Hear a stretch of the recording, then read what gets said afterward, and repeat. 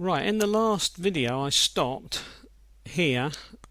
I just closed the EGR map, and so this is the EGR map. Now I'm going to go and look for a few more maps, but one more at the moment. And so what I'm going to do is I'm going to change back to 2D view, and I could use, as I said before, that button, but it'll be there forever. I could use this one and run that across, but that will still take me a while to find a map.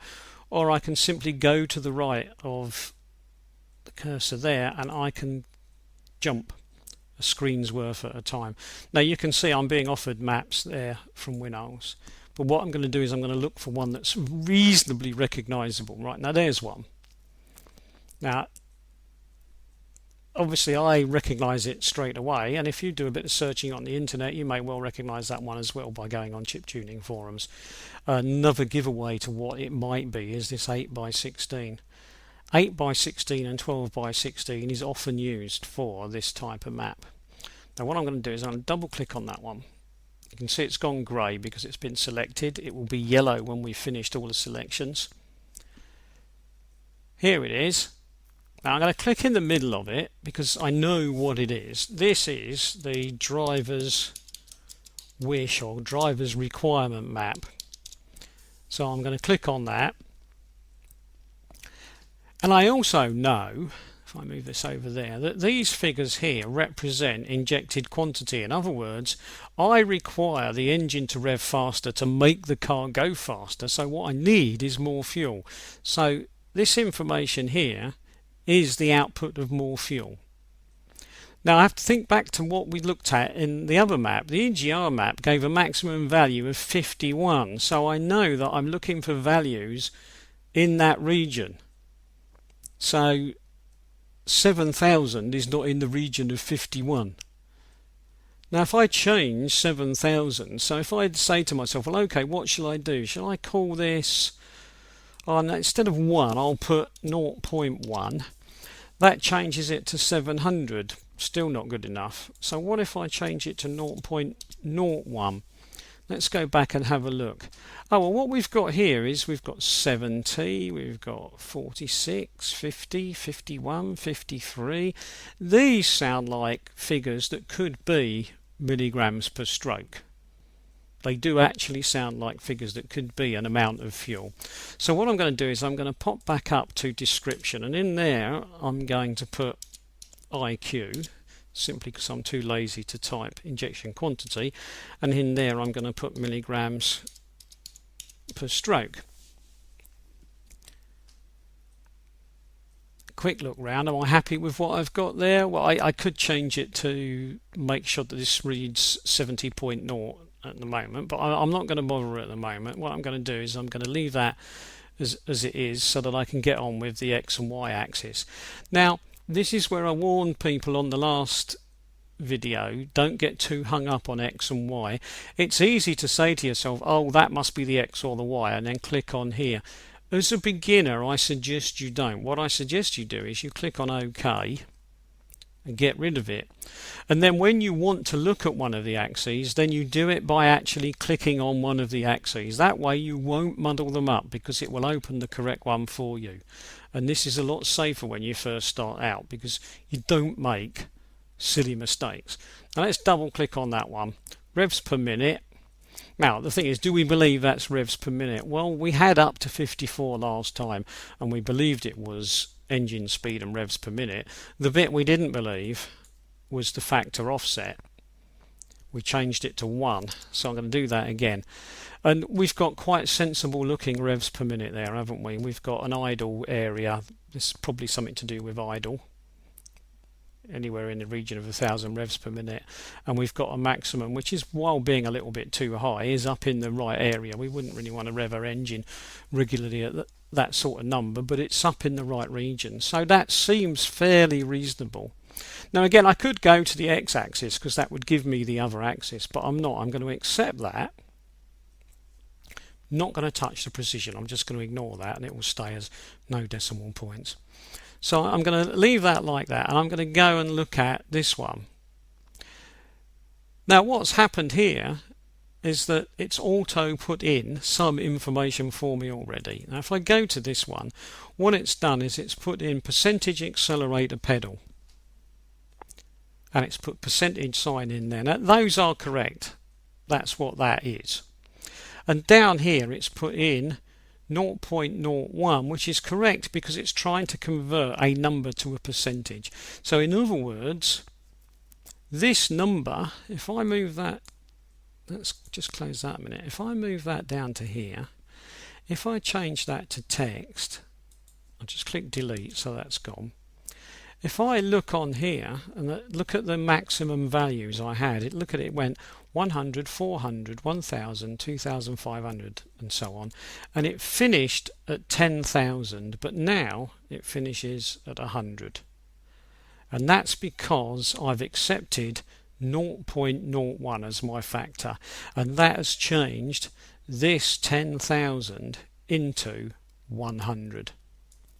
Now had Winols not done that for me, I would have had to do that, but it's done it for me. So if I go back to look at that, yes, I'll accept that as being the percentage accelerator pedal. That's how much I'm pressing the pedal. The unit, there isn't a unit as such, is there? We'll just call it a percentage. I'll accept 0.01 and I'll ignore precision again, because I don't care if you compress the pedal 92.4%. I'm quite happy to live with the sorts of figures I've got there as rounded up numbers. One thing that's worth noting, every time you've got a properties box, you've got a box for comments. You can put any comment you like in here to remind you about what you've done. When you first start doing this, if I was you, I would do exactly that. I would put a few comments in here telling yourself exactly what you did and why you did it. That will never do you any harm, because if at a future date you get stuck, you can always go back and look at maps you've done in the past and see what comments you made, and you might just find a comment that helps. Right, again, no, I'll just put that back on map, but again we'll just get rid of that now. So what we've got then is we've got our second map. We've got an address for it, we've given it a name, Driver's Wish, and we can say, yep, that's absolutely fine.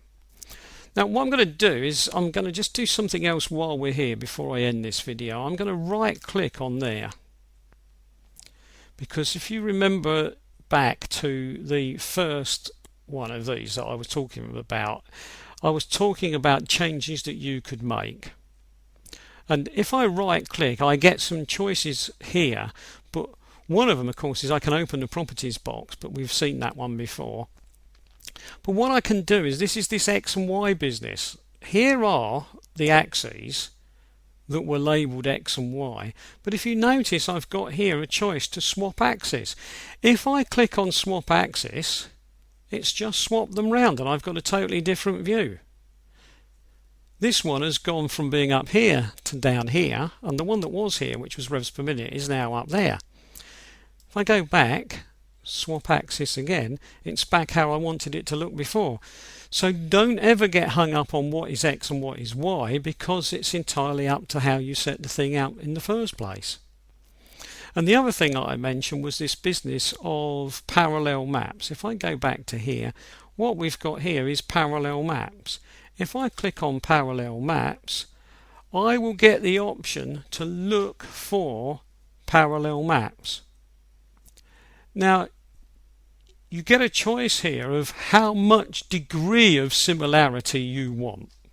Now I suggest you don't change that, because what you're always going to be looking for is the same map somewhere else. You're not going to want the same map somewhere else that's almost the same, not when you're a beginner. So what I suggest you do is you look and you only ever accept what are in effect identical maps. And so what it's done is it's found a potential map at 6D222. Now, one way you can check in your own mind, is this likely, is go over and have a look at the address of the map you've got. Very often when people design these hex dumps, they put things in a parallel position in terms of number as well.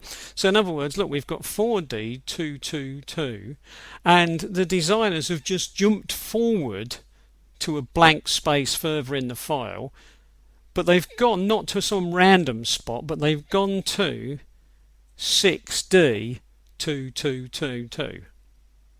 Right, so that seems likely that it is exactly the same map but in a different place.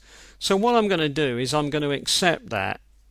Now I can ignore these boxes simply because most of the things are not involved because I haven't been making any kinds of changes. So what I actually want to be changed is the map in its entirety. So keep the data all the same and in sync. The axis descriptions and the map name, obviously I would like those to go as well. So I'm just going to say OK. And so now I have got two of those maps. I've got a driver's wish map, which is the one I'm currently looking at, and I've got a parallel version of that driver's wish map. And to prove that, I can double click, and here we are. Here's the other version. The other one's trying to hide down there.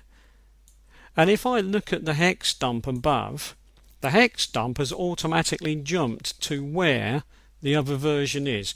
Now there is a reason why it's jumped to that, which I'll come to a later date, but it's automatically jumped there, and there it is in yellow as being already in my maps. So I've got the two and the information is the same in both of them. So I'll just click those and get rid of them. And you can see this again because if I click on the 2D version, you should be able to see, yeah, there I am. You see, look, I'm now in the second block. And yet this is the block we were working in. So I've actually got a map in the other block. And I could do the same with the EGR map. I could go back and do that for that one. And I can do that at any time. Right, now if I click on that one, it will take me back to there. And at a later date, I will explain why Winols is doing that. Winols won't always do that. That's a setting that you can set. But for the moment, I will stop there.